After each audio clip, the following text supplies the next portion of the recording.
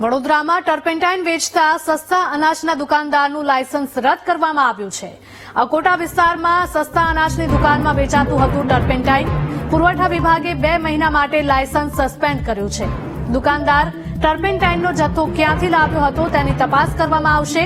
દુકાનની તપાસમાં પુરવઠા અધિકારીઓએ પકડી હતી ગેરરીતિ। અનાજના જથ્થામાં પણ ઘટ હોવાનું સામે આવ્યું હતું। ઘઉંના જથ્થામાં 24 કિલો, ચોખામાં 27 કિલો અને ખાંડમાં 4 કિલોની ઘટ હતી।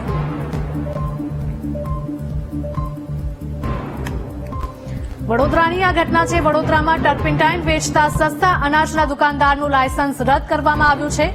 અકોટામાં સસ્તા અનાજની દુકાનમાં વેચાતું હતું ટર્પેન્ટાઇન।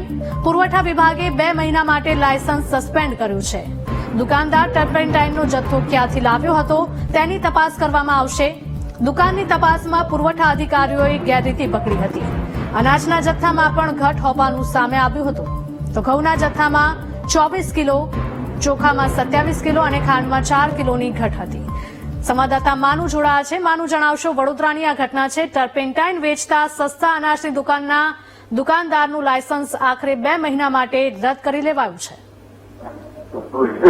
સસ્તા અનાજની દુકાનમાં ગઈકાલે ટર્પેન્ટાઇન વેચવાનો મામલો બહાર આવ્યો। ત્યારબાદ પુરવઠા વિભાગની ટીમ તપાસમાં પહોંચી હતી। ટીમ ત્યાં તપાસ કરી તો જે પુરવઠાનો જે માલ હોય છે એની અંદર પણ વધઘટ જોવા મળી હતી અને એના કારણે આ કાર્યવાહી કરવામાં આવી છે।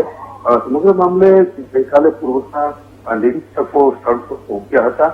ટર્પેન્ટાઇન તો વેચાઈ ગયું હતું, ક્યાંથી લાયા હતા એ દિશામાં પણ તપાસ કરવામાં આવી રહી છે।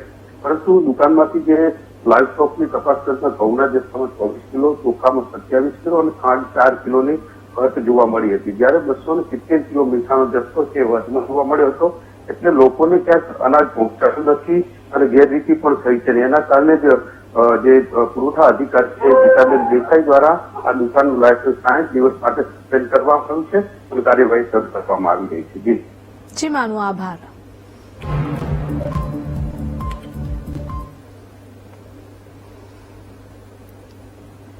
જામનગરના